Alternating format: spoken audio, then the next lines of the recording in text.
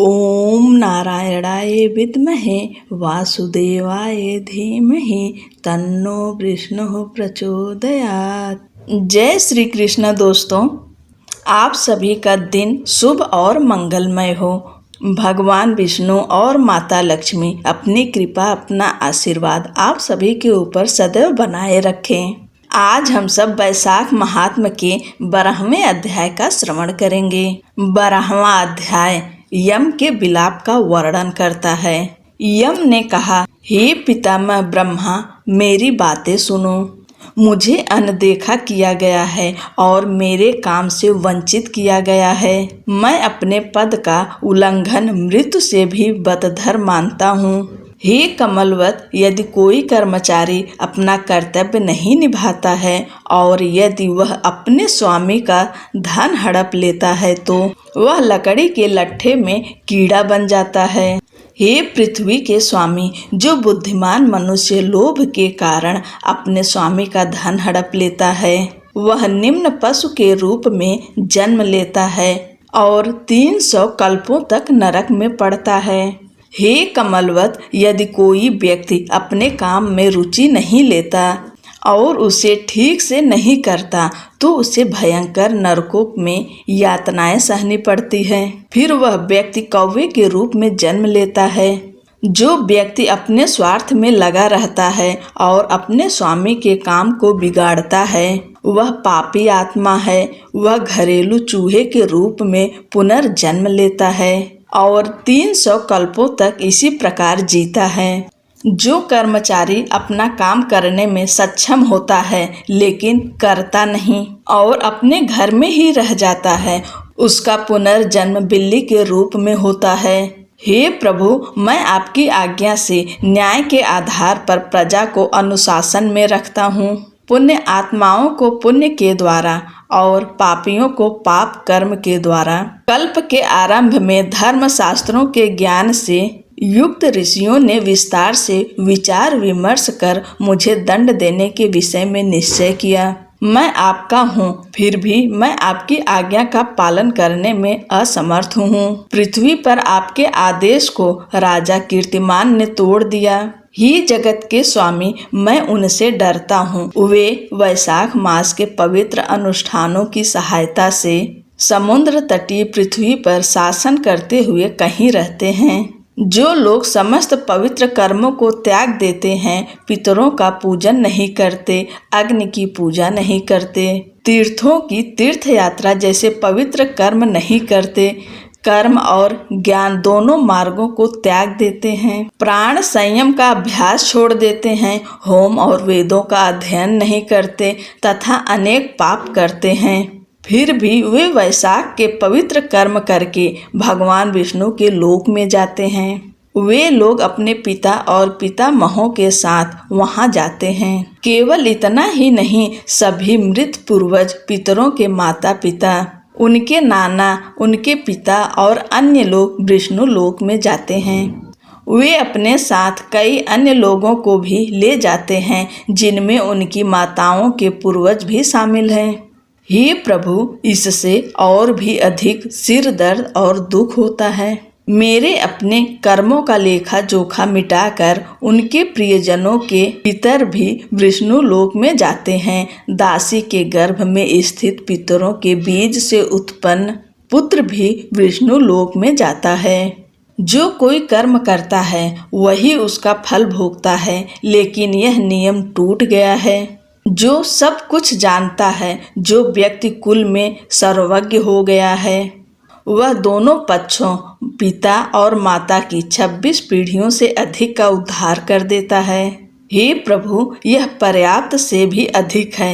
हे प्रियतम, जो अपने प्रियजनों से पैदा होते हैं वे सभी भगवान विष्णु के सर्वोच्च क्षेत्र में जाते हैं। इस प्रकार के कार्य और सेवा से मेरा कोई लेना देना नहीं है।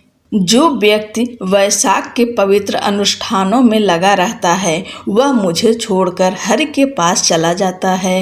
वह सभी पापों से मुक्त होकर अत्यंत तेजस्वी हो जाता है। वह अपने कुल की 21 पीढ़ियों का उद्धार करता है।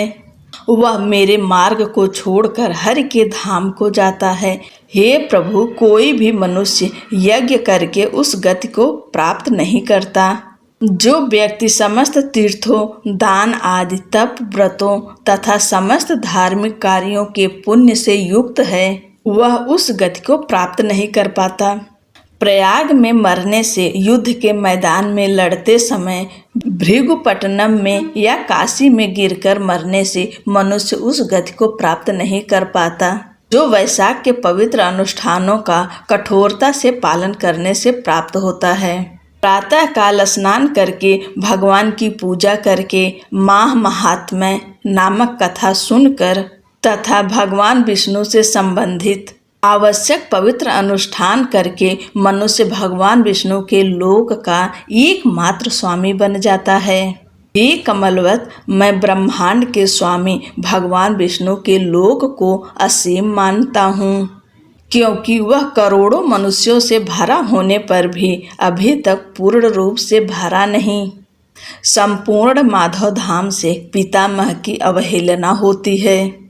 जो लोग निषिद्ध कर्म करते हैं, जो केवल वेदों में बताए गए कर्मों का ही पालन करते हैं, शुद्ध लोग, अशुद्ध लोग, ये सभी वैशाख के कर्म करते हैं और वे राजा की आज्ञा से विष्णु के लोक को जाते हैं, जो हमारा और विशेष रूप से तुम्हारा महान शत्रु है। हे जगतपति, इस राजा को आप ही रोकेंगे। अन्य सभी पवित्र कर्मों को त्याग कर केवल एक बार वैशाख स्नान करने से ही सुसंस्कृत लोग हरि के धाम वैकुंठ को जाते हैं। भगवान विष्णु के चरणों में ही आश्रित इस राजा की यदि हम उपेक्षा करेंगे तो यह संपूर्ण जगत को वैकुंठ को ले जाएगा, इसमें कोई संदेह नहीं है। यह दंड और करीनों की सूची आपके चरणों में रखी गई है। उस राजा ने लोगों की अद्वितीय रक्षा की है। जो बच्चा माता को कष्ट पहुंचाता है, उससे क्या लाभ? यदि वह शत्रु को ज्येष्ठ मास के सूर्य की भांति न गिरा दे, यदि युवती निकम्मे बच्चे को जन्म दे या दुष्ट पुत्र को जन्म दे, तो उसकी कीर्ति बादल की बिजली की भांति नहीं फैलती। यदि कोई बालक अपनी विद्या या शक्ति से पितरों को पाप से मुक्त नहीं करता, तो वह पृथ्वी पर जन्म लेने पर अपनी माता के पेट में रोग मात्र बनकर रह जाता है। यदि कोई पुत्र धर्म, धन और प्रेम की प्रति दुराग्रही आचरण करता है, तो उस पुत्र को सत्पुरुष अपनी माता का वध करने वाला कहते हैं।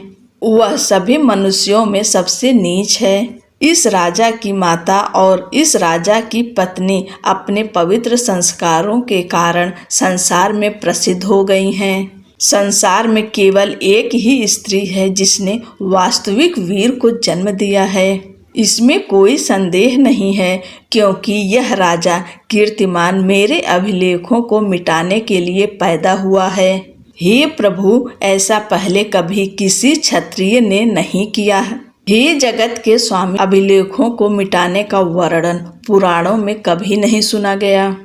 हे जगत के प्रमुखों, मैं उस हरि भक्त राजा को छोड़कर दूसरे किसी को नहीं जानता, जो पतंजलि के द्वारा घोषणा करके दूसरों को उत्साहित करता है और मेरे धाम के मार्ग में बाधा डालता है। आज की कथा यहीं पर समाप्त होती है। आगे की कथा अगले की वीडियो में हम सुनाएंगे। तब तक के लिए जय श्री कृष्ण, राधे राधे।